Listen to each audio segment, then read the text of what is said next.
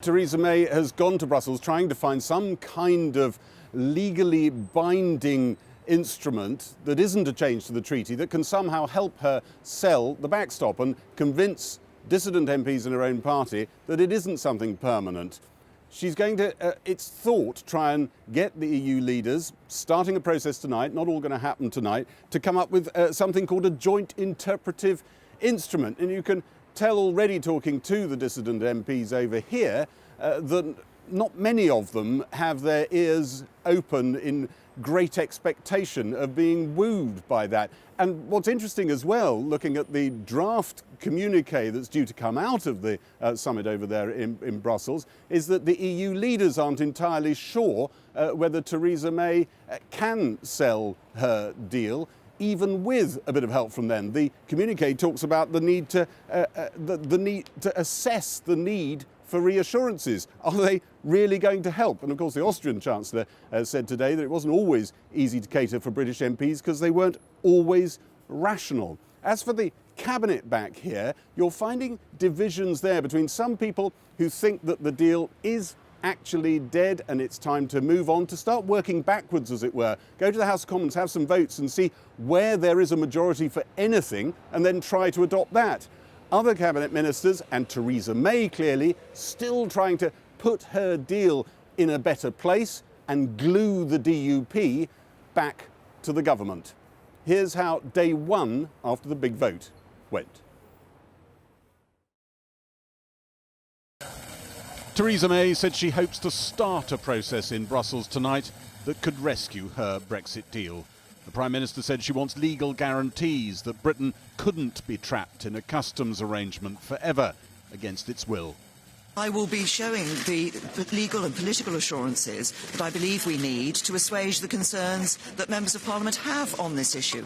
I don't expect an immediate breakthrough, but what I do hope is that we can start to work as quickly as possible on the assurances that are necessary. The Irish Prime Minister warned no one should expect a treaty change. When it comes to the assurances that Prime Minister May is seeking, as the European Union, we're very keen to offer explanations, assurances, clarifications, anything that may assist MPs to understand the agreement and hopefully to support it. But the backstop is not on the table. The Prime Minister repeated the pledge given to her own MPs yesterday to save her political skin. She would quit Downing Street before the next election.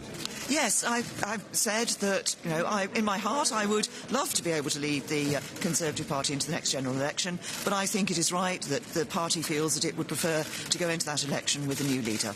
The Parliamentary Party does have confidence. Yeah! The morning after that announcement, her would-be political assassins were anything but reconciled. Well, that didn't work very well, did it? What next? But the Prime Minister didn't work at all well. No, I meant for you. The whole project didn't work, did it? It's a very bad result for the Prime Minister. A majority of backbenchers voted against her. And if you look back at the history of Prime Ministers, most of them have actually won the formal vote, but have then realised that they didn't have enough support. And the Prime Minister must think about that today. So some people might say you're a rather sore loser. You didn't win yesterday, but you're telling us she's still got to go. Well, the Prime Minister hardly won. Little sign that Theresa May's search for new legal text in Brussels will turn some minds here. Could any of that make any difference to you? We will always look at all of the detail, but we've been through this nonsense before. That doesn't sound like you're going to look at it. You're already calling it nonsense. Well, of course it's nonsense. We need to change the text of the treaty. Ian Duncan-Smith voted no confidence in Theresa May. This office yesterday, a hive of rebel activity. This was the war room. No, this is completely overwritten. Quite busy in here last night. We were busy, but people coming back and talking. But he says it was Philip Hammond calling rebels extremists that tipped his vote. It sort of makes you think, if that's what you think of us, then we need to send you a strong message. That is what helped to send you upstairs. Almost to certainly. The ballot paper saying no confidence. Completely. To some people in number 10, you and the people who voted with you last night look like the irreconcilables. And if there's ever to be a deal to get through Parliament, they're going to have to reach across to Labour MPs to get it through. Well, I have a simple warning to them about this. Be careful who you reach out to, because this is not irreconcilable. A stunt by supporters of another referendum on Brexit. Some cabinet ministers think Theresa May's deal is bound to be defeated in the Commons. And they want what they call indicative polls to see whether any proposition could win a cross-party majority in Parliament. To get a majority in the House of Commons, you need the support of 320 MPs. If there were to be indicative polls now of the two options that get talked about, neither would do very well. Norway Plus, staying in the single market and the customs union, would get pretty puny support. Second referendum, not much better, nowhere near the majority mark. But if come January the Prime Minister's option was knocked out in a drubbing in a House of Commons defeat and the clock was ticking, supporters of both these options think they would have serious surge potential in their support. But each of them needs the other option to have been knocked out first before they have any chance of getting over the line. It's a battle between these two options to be the last one considered. It has to be a front bench. One of the front benches has to change its policy on this. But as soon as a front bench, be it Labour or Conservative, decides that it is for the people's vote, for a final say for the British public, it passes. If Parliament betrays the vote of the public by voting for the EEA and the customs union, whatever that in the end looks like, or votes to overturn the result, or votes to have another referendum, then woe betide the MPs who've done that. Because I think the public will rise up and say, no, this is not what we expect from our democracy. Rival projects and enemies still circle the Prime Minister. Even cabinet ministers are saying the chances of her getting changes to her deal that change the House of Commons numbers look very slim. Gary Gibbon reporting there. Well, there was a fleeting moment of levity here. This is what the Lithuanian president, the formidable Galia Grybauskaitė, tweeted today. Hashtag Brexit Christmas wish. Finally decide what you really want and Santa will deliver. But will he? Santa was absent for Theresa May in Brussels today as we put the same question to a lineup of EU leaders. The Commission, the Council, a bird's-eye view of the centre of European power. Here they thought they'd put Brexit to bed a few weeks ago and could concentrate on more existential matters. But the politics of Westminster has hijacked the EU's end-of-year summit, and Theresa May has returned one more time to woo the people who could throw her and her deal a lifeline. Like him, Xavier Bettel of Luxembourg, 3 kisses and plenty of respect for the woman who soldiers on. But what else? Prime Minister Bettel, Prime Minister, just one quick question. Matt Fry, Channel 4 News, how are you? I'm fine, and yourself? You just said you're willing to help. Yes. Are you willing to make concessions that will help that lady over there, the Prime Minister of Britain, to get this deal through Parliament? It depends what you call concessions. The fact is, if there are things we should have explanations or more clarity, I fully agree. But we can't renegotiate the So no renegotiation? The renegotiations is... The backstop stays where it is? We can't...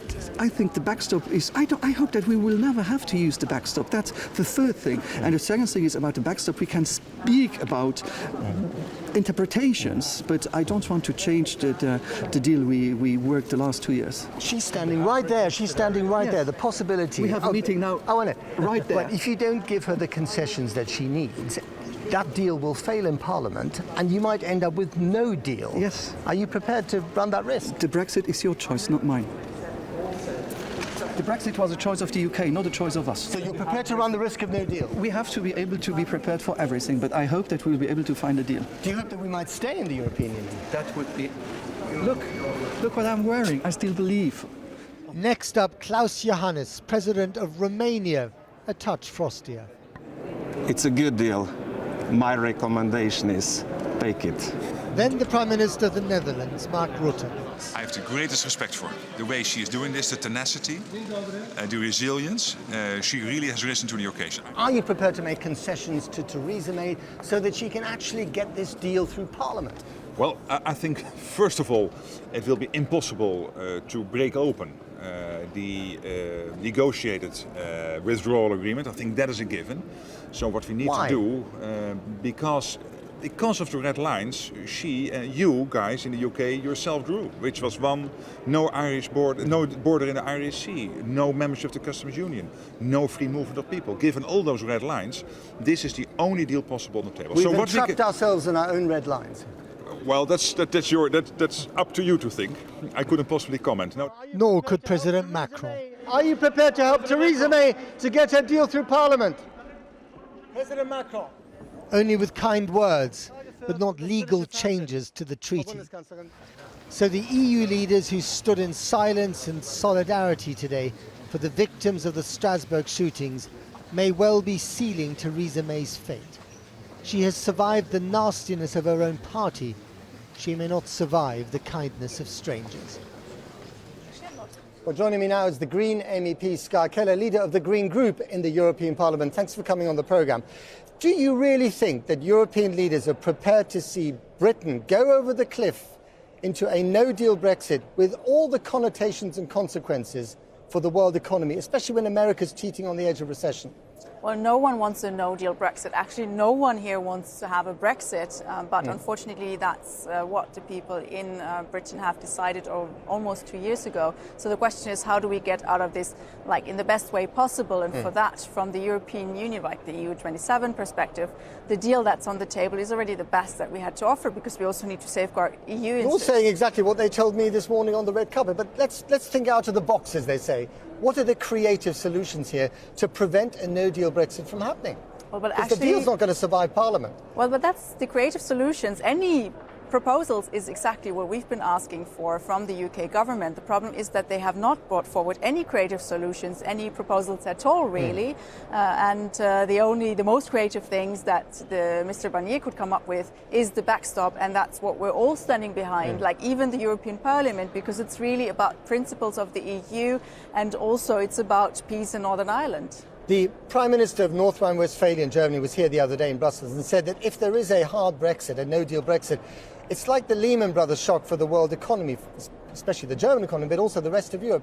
I mean, that is a serious issue to contend with, is it not? Absolutely. Really, no one wants to have a no-deal Brexit. That is very, very clear. But the question is, what's on offer? And what about a second referendum? Again, another vote in Britain on, Well, of course, that's up to the people in Great Britain to decide, but if they were to decide to change their mind, then they need to be welcomed back. There should be open doors for the people of Great Britain, absolutely. But that is up to Great Britain to decide, of course. It's up to Great Britain, but would you encourage it? Well, I would say if the people of Britain were to change their minds, then our doors and our hearts and arms are very well open to them. Are you sure about that? Because there are quite a few people in this town that I speak to say, you know what, having the Brits stay as even more tricky relatives than they were in the past is something that not everyone wants. No, for me, the Brexit is a real tragedy. We have so many great friends there, but also Great Britain is not going to move away. It's very close to the rest of us.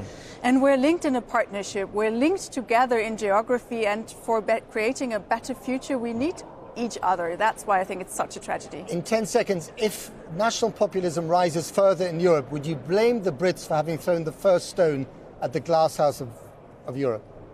I think I wouldn't blame them. I would still think it's a tragedy that they have left, and I would always want them to come back. Ska Keller, thank you very much indeed.